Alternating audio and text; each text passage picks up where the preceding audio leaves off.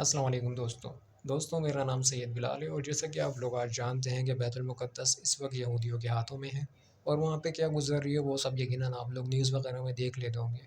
میرے دوستوں، آج میں آپ کو جو بتانے جا رہا ہوں وہ صلاح الدین ایوبی کے دور کی کہانیاں ہیں، بلکہ کہانیاں نہیں ہیں، حقیقت ہیں۔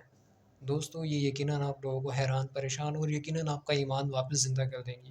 دوستوں، ایسے قارئین کی تعداد کم نہیں جنہیں یہ مسئلہ پریشان کیے ہوئے ہے کہ ہمارے ہاں غلط کہانیوں کے سوا کیا ہے، اور کچھ ہے تو وہ افسانے ہیں۔ ان میں بھی عشق بازی، فرار اور افسردگی ہوتی ہے جو نوجوان ذہنوں کے لیے صحت مند نہیں۔ بتائیے ہم کیا پڑھیں، کیا بچوں کو پڑھائیں؟ قاری کمسن ہو، جوان ہو یا بوڑھا، وہ ایسی کہانیاں پسند کرتا ہے جن میں کچھ تفریحی مواد ہو، سنسنی ہو، سسپینس ہو، اور جو جذبات میں ہلچل پیدا کر دے۔ یہ دراصل انسانی فطرت کا مطالبہ ہے جسے آسانی سے مسترد نہیں کیا جا سکتا۔ قارئین کی اسی کمزوری کو اسلام دشمن عناصر نے اپنے مقاصد کے لیے استعمال کیا، اور پاکستان کے زیر پرست ناشر اور ادیب اسی سے پیسہ کما رہے ہیں۔ یہاں سے فحش اشریا اور مار دھاڑ اور جرائم سے بھرپور حد یہ کہ دشمن کی غیر اسلامی نظریات کی حامل کہانیوں نے جنم لیا، حیران کن حد تک فروغ اور مقبولیت حاصل کی۔ ان میں کسی شک کی گنجائش نہیں رہی کہ ہندو اور یہودیوں نے ہمارے نوجوان نسل کی کردار کشی کے لیے ان اخلاق سوز کہانیوں کو ذریعہ بنایا۔ ہم داستان ایمان فروشی کے مصنف محترم التمش کے ممنون ہیں جنہوں نے حکایت میں صلاح الدین ایوبی کے دور کی کہانیوں کا سلسلہ شروع کیا، اور ہم ان کی پہلی 8 کہانیاں پیش کر رہے ہیں۔ ان میں آپ کو وہ تمام لوازمات ملیں گے جو نوجوان نسل کے مطالبے کی تسکین کریں گے، اور ساتھ ہی ساتھ اس قومی جذبے کو بھی زندہ و بیدار کریں گے جسے ہمارا دشمن پرلذت کہانیوں کے ذریعے ختم کرنے کی کوششوں میں مصروف ہے۔ 8 کہانیوں کے متعلق مختصر کچھ عرض کر دینا ضروری ہے۔ اسلام کے مجاہد۔ اسلام کے عظیم مجاہد اور عظمت اسلام کے پابند صلاح الدین ایوبی کے دور میں جتنی اسلام کش سازشیں ہوئی ہیں، اتنی اور کسی کے دور میں نہیں ہوئی۔ صلیبیوں اور یہودی نے مسلمان امرا اور فوجی کمانڈروں کو ہاتھ میں لے کر صلاح الدین ایوبی اور نور الدین زنگی کے خلاف استعمال کرنے کے لیے جہاں بے دریغ دولت استعمال کی، وہاں اپنی نوجوان اور خوبصورت لڑکیوں کو خصوصی ٹریننگ دے کر مکمل بے حیائی سے استعمال کیا۔ انہوں نے دیکھ لیا تھا کہ صلاح الدین ایوبی کو میدان جنگ میں شکست دینا آسان نہیں۔ سلطان ایوبی کا طریقہ جنگ ایسا تھا کہ صلیبی جنگی طاقت کی افراد اور برتری کے باوجود شکست کھا جاتے تھے۔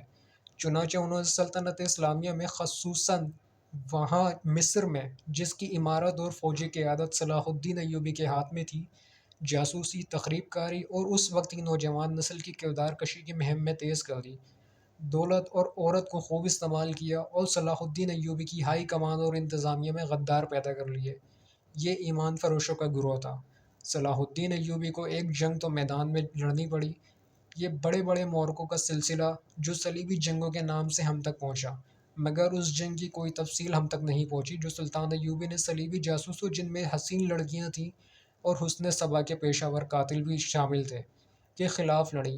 ان قاتلوں کو فدائی بھی کہا جاتا تھا، اور حشیشین بھی۔ انہوں نے صلاح الدین ایوبی پر 4 قاتلانہ حملے کیے۔ اللہ کا یہ مجاہد ڈراماتی طریقے سے اور اپنے زور بازو سے ہر بار بچ گیا۔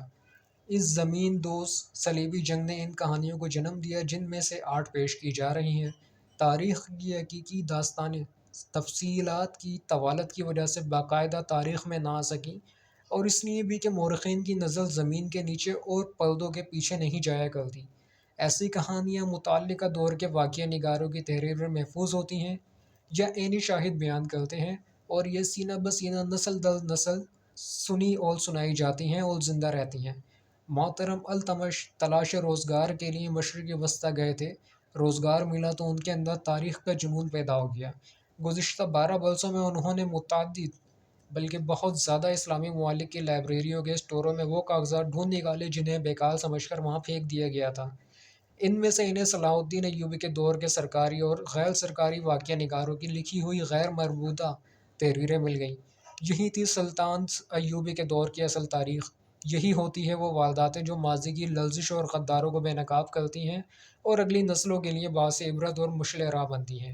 ان واقعہ نگاروں کے علاوہ محترم التمش نے جن مورخوں کی تحریروں سے تفصیلی واقعات حاصل کیے ہیں، ان میں Harold Lamb, Lane Poole, William of Tyre, Qazi Bahauddin Shaddad, Muhammad Farid Abu Hadid, اینٹی ویسٹ، واقدمی، حتی، جنرل محمد اکبر خان، رنگروٹ، مویسر، سراج الدین، الفاسدی، الاطہر، سسٹن، بلڈون اور چند ایک گمنام تاریخ دان بھی شامل ہیں۔